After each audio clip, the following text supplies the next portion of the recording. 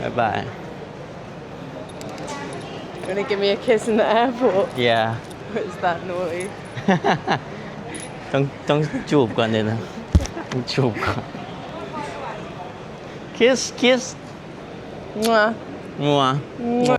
สบายดีเด้อทุกคน Good evening เนาะสบายดีจากนครหลวงเวียงจันทน์เมื่อนี้กา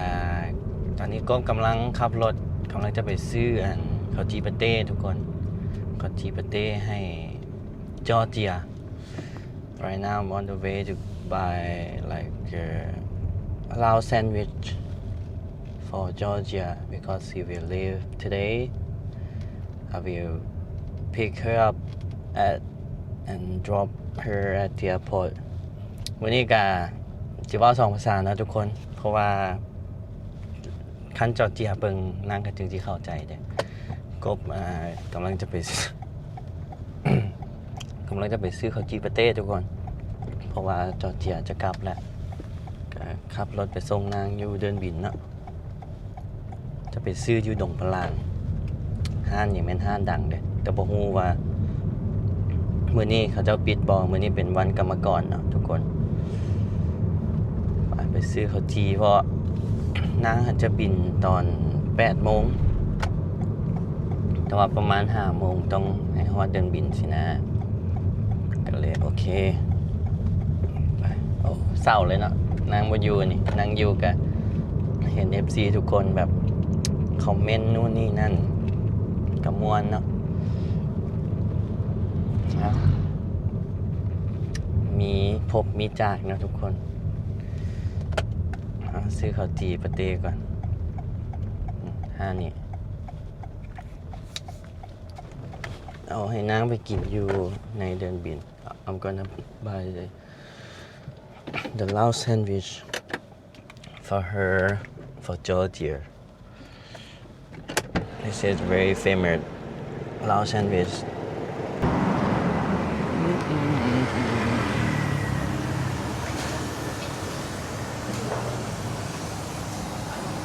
เอาปาเต้ใน2เอาก้อนน้อย2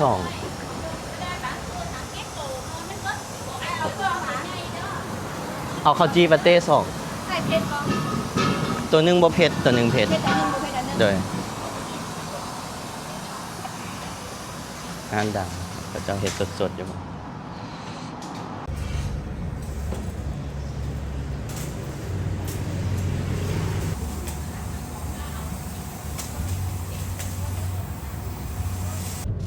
ได้มาแล้วทุกคนกบก็เอาอันนึงกบก็ยังบ่ทันกินข้าว I bought like 2 sandwich and one for me because I just woke up and I didn't eat anything yet เนาะนั่นแหละแต่ว่าคลิปนี้อย่าฟ้ารำคาญกันเนาะกบจะว่าทั้งลาวทั้งอังกฤษก้อนใหญ่เลยทุกคน this the big one you see it เห็นป่ะทุกคนใหญ่เลยจอร์เจียนั่งอันนึงเนาะอันนี้สั่งเงินโปรเพชรให้นางตัวนี้แม่นบอกว่าเราว่าอีอย่างมา2 เซนแม่นโปรเพชรพอนางบอกกินเผ็ดเลยนางว่าแซ่บปาเต้ปาเต้นี่รสคืออยู่ฝรั่งเลยเว้ย The pate is like I used to try the pate in France but it's like the same here ไปฮับจอร์เจียทุกคนอยู่โฮสเทลแฮมคอร์นะกบไปเจอกันอยู่พุ่นเนาะกินท่าเนาะกินท่าจอร์เจียกบก็ยังไม่ได้กินข้าวอันก้อนยัง70,000 กีบทุกคนอันนี้มันเครื่องก้อน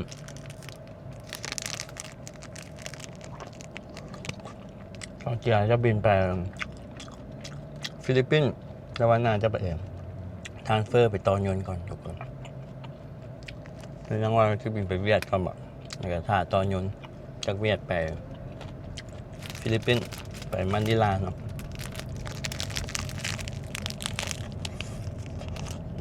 ครับตัวนี้เผ็ดนางบ่กินเผ็ดก็สั่งบ่กินเผ็ด so I order like because she don't like spicy so I buy her not spicy it's spicy like it's still spicy for me อันนี้ก็ยังเผ็ดสำหรับกบและคันจอดเทียกินแห้งเผ็ด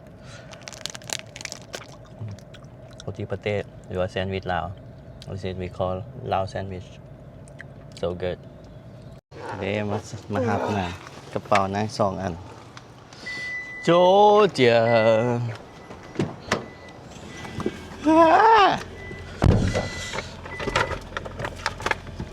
โอเค this for you This is for me. yeah เอาเสื้อให้โอเค go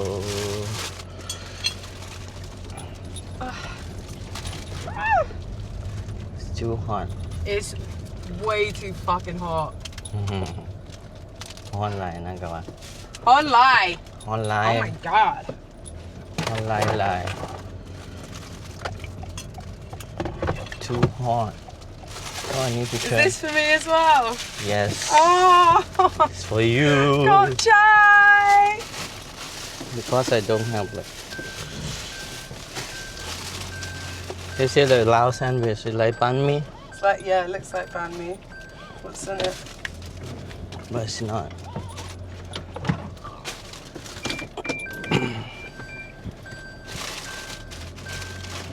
what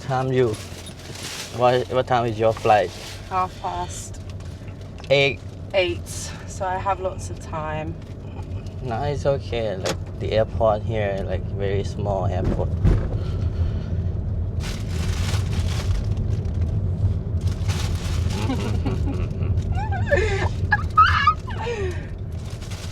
Oh, I said I wanted a t-shirt.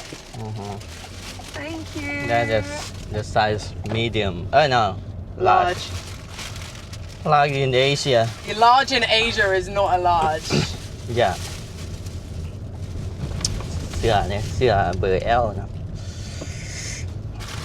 it's too hot มึงนางดีแต่ are you happy I'm gonna miss you. gonna miss you เดินบินแป๊บเดียวนะอยู่แถวนางอยู่ you know it take like 20 minutes To the from airport. here yeah it's not like far far. away all spicy because I ate like the Lao sandwich is spicy It's spicy. no I order for me spicy Oh, but for okay. you like not spicy for me like spicy you know like I need to order like oh I think you don't like like maybe like more spicy for you ก็ล้มกันเนาะว่ามันกบกินนั่นเขาที่ปาเต้เมื่อกี้นี่ก็ยังเผ็ดแหละคันว่าสิสั่งกัน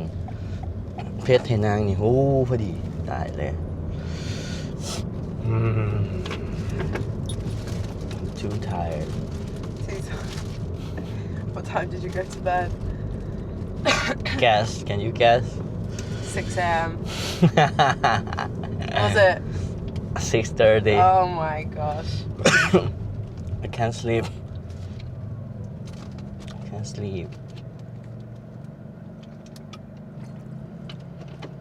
95 like how you feel when you're leaving A little bit sad, but I'm excited to go to the Philippines and be on the beach. นางว่าเศร้าหน่อยนึงแต่ว่าก็ยังตื่นเต้นที่จะไปฟิลิปปินส์เด้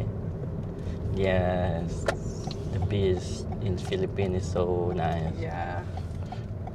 ทะเล I haven't been on the beach since I was in Cambodia. So ages.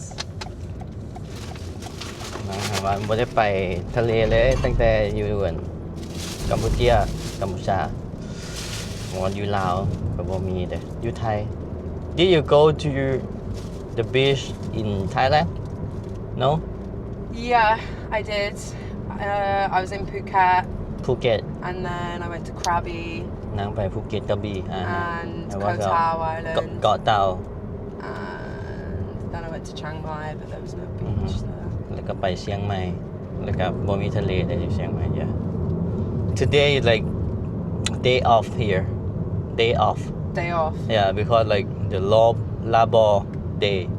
LABOR Labour. labor Yeah. labor days so everyone like off and they go like to Wang Vieng or like to travel to Thailand or something On a Friday. yeah today because like the day off here in Laos มื้อนี้เป็นมื้อวันกรรมกรนะทุกคนเขาเจ้าพักเวียกเด้แล้วรถก็เลยบ่ติด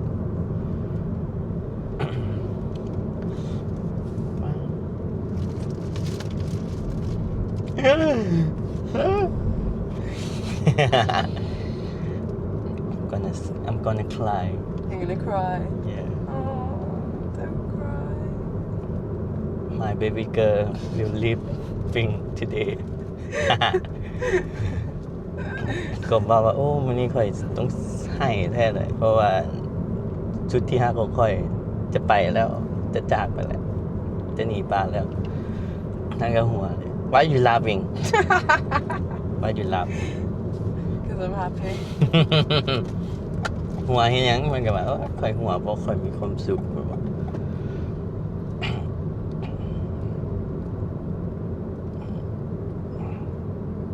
You can bring it this one Can I take it through? yeah you can check I can check in with these. yes Like go through security and Yeah. stuff. Okay, perfect. because like when I went to France to Paris I bring this one too Okay, because I'm too hot to eat. Right Yeah. now. maybe like when you arrive in you fly When to I'm waiting for my you fly to Vietnam first to yeah, Hanoi I fly to Hanoi. and Transfer, yeah. yeah when you arrive like in Hanoi you can eat it It'll be quite late. So I leave at 8:30. I get to Hanoi at like midnight, and then no, I leave at 8:30, and then I get to Hanoi at like 10, and then my flight to Manila leaves at like midnight. midnight Yeah. oh so like it mean like you transfer like Transfer really late, very late late in the night. Like eat one of these before I get on the first flight for dinner. ไปนางจะบินไปเวียดแล้วก็ต่อยอนไปฟิลิปปินส์นะทุกคนมะนิลาประมาณ2ชั่วโมงเนาะบิน It take like 2 hour from เวียงจันทร์ to Hanoi right Yeah, it's like an hour and a half. an hour and a half 1 ชั่วโมงครึ่ง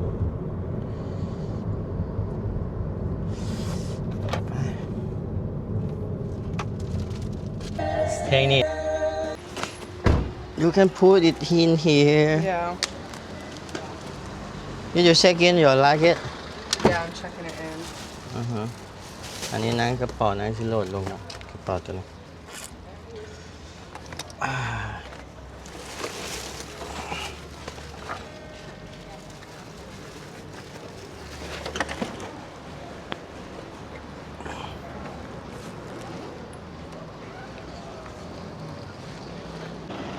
ไป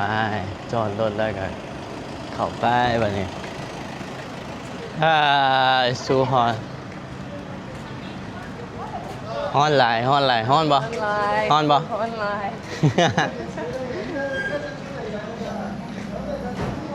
นั่งตอบได้แต่ว่าฮ้อนหลายฮ้อนหลายก็ถามฮ้อนบ่ฮ้อนบ่ Oh this one just check in now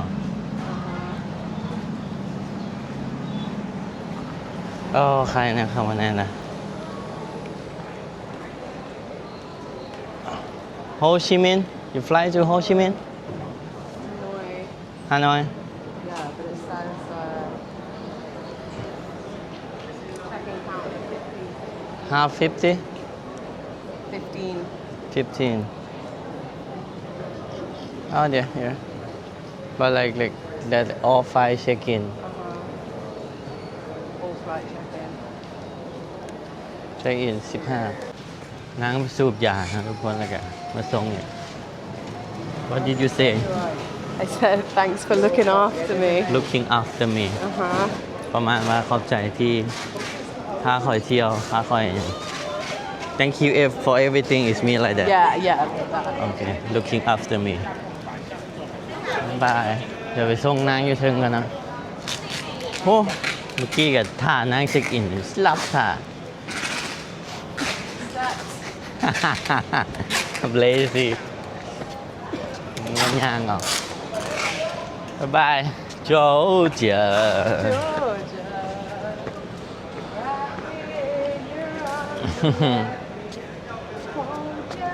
คืนนี้เลยไปเลยนั่นเลยเช็คอิน Where's the sandwich? Did you put? In my bag. Okay, yeah. You can take it inside. Bye bye. Bye. ลาก่อน Bye, gone. โชคดีเด้อ It means like good luck. So did it. No, I said to you, โชคดีเด้อ Fuck shy. บายบาย ไปแล้วนี่สิไปแล้วบายบาย Gonna give me a kiss in the airport. Yeah. It's that naughty. ต้องจูบก่อนเลยนะต้องจูบก่อน Kiss. Mwah. มัว Okay. Bye. See you soon. I'll go too well. Bye. ไปเนาะวันนี้เมื่อแล้วเนาะทุกคนเป็น EP สุดท้ายที่ว่าได้ถ่ายคลิปกับจอร์เจียวันนางจะไปแล้วบาย ไปแล้วบ๊ายบายนางเช็คอินเข้าไปแล้วคลิปนี้กะผมมีอย่างไรนะคลิปนี้บอกกาสิไปเมาต่อก่อนเพราะว่าส่งนางแล้วอะไรเด้ก็คิดฮอดอยู่ดอกเนาะก็คิดฮอดอยู่เพราะว่านางอยู่เฮาก็ได้ลงอังกฤษเด้ได้ใช้ภาษาอังกฤษอีหยังต่างๆบัดนี้นางบ่อยู่แล้วก็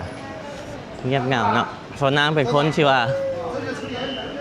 เฟรนลี่ยิ้มเก่งแบบpositive เนาะเป็นนาง Georgia is like very positive person, talkative, very kind, very friendly. So my fan gonna miss you for sure. เชื่อว่า FC ทุกคนน่าจะคิดฮอดนางเนาะเพราะว่าเห็นคอมเมนต์เว้ามาแต่ละเทื่อนี่แบบจอร์เจียคักเว้ยคู่นี้คักเว้ย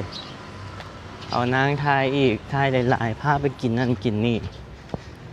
แต่ก็บ่เป็นหยังเนาะทุกคนมีพบมีจากฮอดเวลาเขาเจ้าก็ไปเขาเจ้ามาเที่ยวซื่อๆ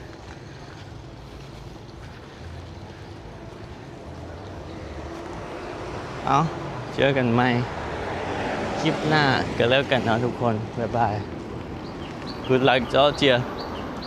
หวังว่าเพลงสิดังหรือว่าคลิปสิปังแล้วเราสิได้ไป